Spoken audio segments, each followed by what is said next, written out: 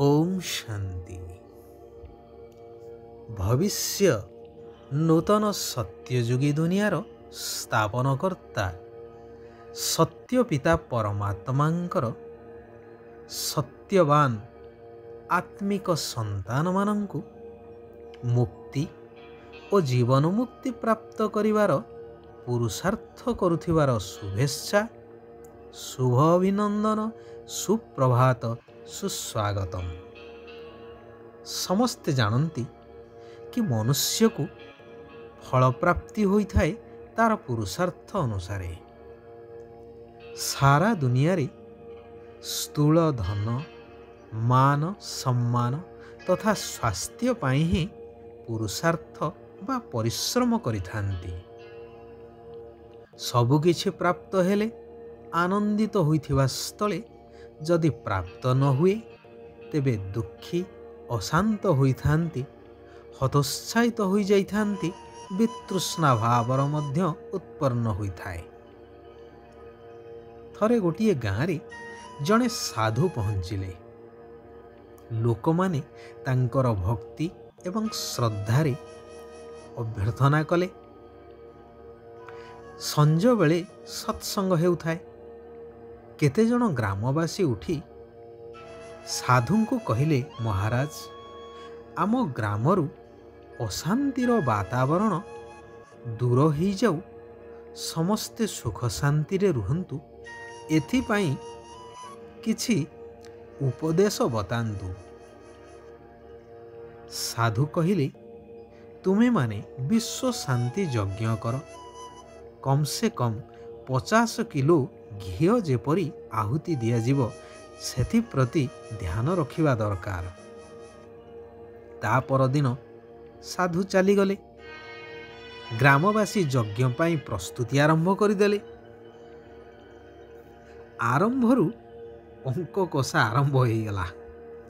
किए मुख्य पुरोधा हेब, किए केते चांदा देव, किए केउ कार्य करिवो, एही भली दायित्व बंटन आरंभरू ही किछि किछि मतमतांतर हो चलिला।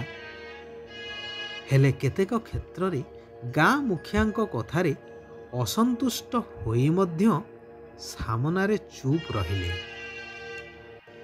यज्ञ समापन हेला विधि मुताबक।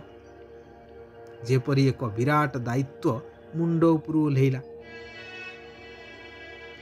तापरे आरंभ हो गला, केते बलिला, किए केते नेला, किए कौन कला, इत्यादि इत्यादि। एही कथा को नहीं मध्य निज भितरे मनांतर सृष्टि हो गला। सभा बंद, सबु किछि चुपचाप। तापरे कहा सहित कहार कथावार्ता नाही, सबु किछि बंद। मोटामोटी कहिबाकू गले जेउ उद्देश्य नहीं एही याज्ञिक आयोजन होइथिला ताहा फलवती हेबा परिवर्ते ओलटा फलीभूत हेला। साधुंकर एही परामर्श देवा पछरे तात्पर्य मध्य रहिथिला जे एक धार्मिक अनुष्ठान रचना कले सेथिरे समस्ते मिलित भावरे मनोनिवेश करिवे, परस्पर सहित उत्तम बुझामणा रक्षा करिवे, जद्वारा भाईचारा बढ़िब एवं गाँ रे शांति स्थापना होइजिव। 50 किलो घिओ कहिवार उद्देश्य जे अधिक समय पर्यंत এই कार्यटी चलिब, जद्वारा समस्ते एकत्रित होई अधिक समय रहिबे, निज निज भितरे सुख आदान प्रदान करिवे। किंतु एहार वास्तविकता को न बुझी केवल धर्मीय विश्वास रे रहिले जे जेन तेन प्रकारण रे यज्ञ हेई गले गाँ रे शांति फेरी आसिबो। एहा कोन संभव? जे पर्यंत मानसिकता परिवर्तन न होईची से पर्यंत केते भी जाग यज्ञ कर, पूजा पाठ कर, एहा द्वारा कोन शांति फेरी आसिबो ନା ପ୍ରକୃତି ପରିବର୍ତ୍ତନ ହୋଇଯିବ? ସେଇଥିପାଇଁ ତ କୁହାଯାଏ ନିଜେ ବଦଳିଲେ ବିଶ୍ୱ ବଦଳିବ। ସେଥିପାଇଁ ଆନ୍ତରିକତାର ଆବଶ୍ୟକତା ରହିଛି। ଅନ୍ତରକୁ ସଫା କରିବା ଦରକାର। ତେବେ ଅନ୍ତରକୁ ସଫା କରିବ କିଏ? ଅନ୍ତରକୁ ସଫା କରିଲା ବାଲା ଏକ ନିରାକାର ପରମାତ୍ମା ଅନ୍ତର୍ଯ୍ୟାମୀ। ସେ କହୁଛନ୍ତି, ପିଲାମାନେ, ତୁମେମାନେ ନିଜକୁ ଆତ୍ମିକ ଅଶ୍ୱ ବା ଘୋଡ଼ା ମନେ କର। ଅଶ୍ୱ ଯେପରି ରେସ୍ କରିଥାଏ, ସେହିଭଳି ସାଧାରଣ ଅଶ୍ୱ ନୁହଁ, ମହାରଥୀ ଅଶ୍ୱ ହେଇ ରେସ୍ କର।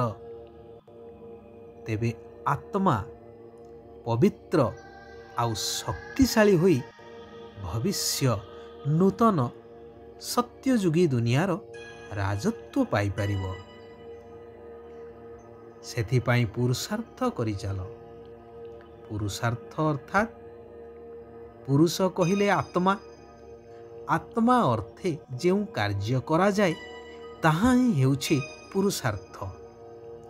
ତେବେ ଆତ୍ମାର ଉନ୍ନତି ଅର୍ଥେ ପରମ ପିତା ପରମାତ୍ମା ଯେଉଁ ଶିକ୍ଷା ଦେଉଛନ୍ତି, ଦୈନନ୍ଦିନ କାର୍ଯ୍ୟ ବ୍ୟବହାରରେ ସେହି ମତ ଅନୁସାରେ ଅର୍ଥାତ୍ ଶ୍ରୀମତ ଅନୁସାରେ ଯଦି ଆମେ ନିଜର କାର୍ଯ୍ୟ କରିଚାଲିବା, ତାହା ହିଁ ହେବ ବାସ୍ତବିକ ପୁରୁଷାର୍ଥ।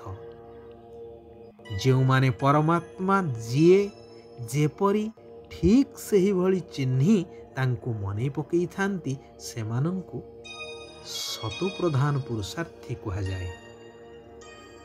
ସେମାନଙ୍କର ବୁଦ୍ଧିରେ ସୃଷ୍ଟିର ଆଦି ମଧ୍ୟ ଅନ୍ତର ଜ୍ଞାନ ଘୂରି ବୁଲୁଥାଏ। ଦୁର୍ବଳ ବା ତମୋଗୁଣୀ ପୁରୁଷାର୍ଥୀ ସେହିମାନଙ୍କୁ କୁହାଯାଏ, ଯିଏ କହିଥାନ୍ତି କି କଳ୍ପ ପୂର୍ବରୁ ଯେପରି ପୁରୁଷାର୍ଥ କରିଥିବୁ, ଏବେ ତ ସେହିଭଳି କରିବୁ। ଯାହା ମିଳିବାର ଥିବ ମିଳିବ। ସର୍ବଦା ଅନିଶ୍ଚିତତା ବା ସନ୍ଦେହଯୁକ୍ତ ଭାବନା ସମ୍ପନ୍ନ। ତେଣୁ ଶତପ୍ରଧାନ ପୁରୁଷାର୍ଥୀ ହୋଇ ଶତପ୍ରଧାନ ଦୁନିଆର ମାଲିକ ହେବାର ବୁଦ୍ଧିମାନୀ କାର୍ଯ୍ୟ କରିବା ଉଚିତ।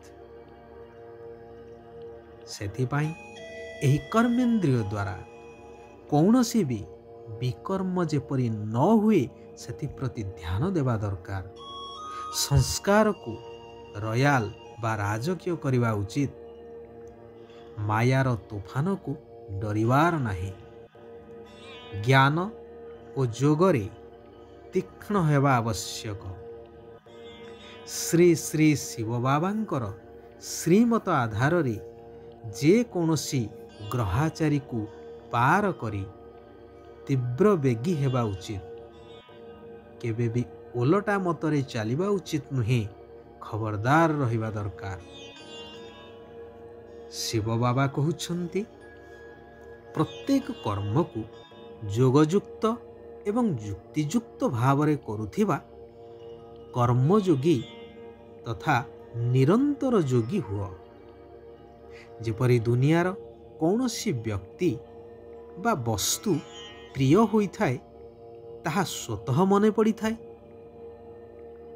ଠିକ୍ ସେହିଭଳି ପ୍ରିୟରୁ ପ୍ରିୟ ଅତି ପ୍ରିୟ ପରମାତ୍ମା ପିତା ଯେପରି ସ୍ୱତଃ ସଦା ସ୍ମୃତିରେ ଆସନ୍ତୁ, ଏହା ହିଁ ହେଉଛି ବାସ୍ତବିକ ଯୋଗ।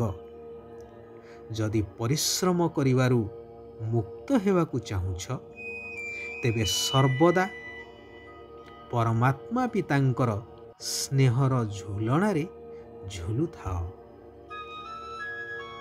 ମିଛ ମାୟା ବା ମାୟାର ଝୁଲଣାରେ ନୁହେଁ। ଆଚ୍ଛା, ଆଜି ପାଇଁ ଏଇଠାରେ ଆମେମାନେ ବିରାମ ନେବା।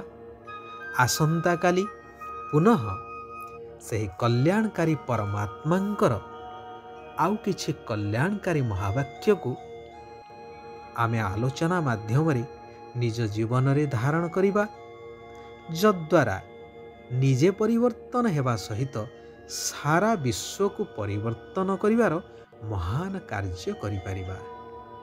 ଓମ୍ ଶାନ୍ତି, ଓମ୍ ଶାନ୍ତି, ଓମ୍ ଶାନ୍ତି।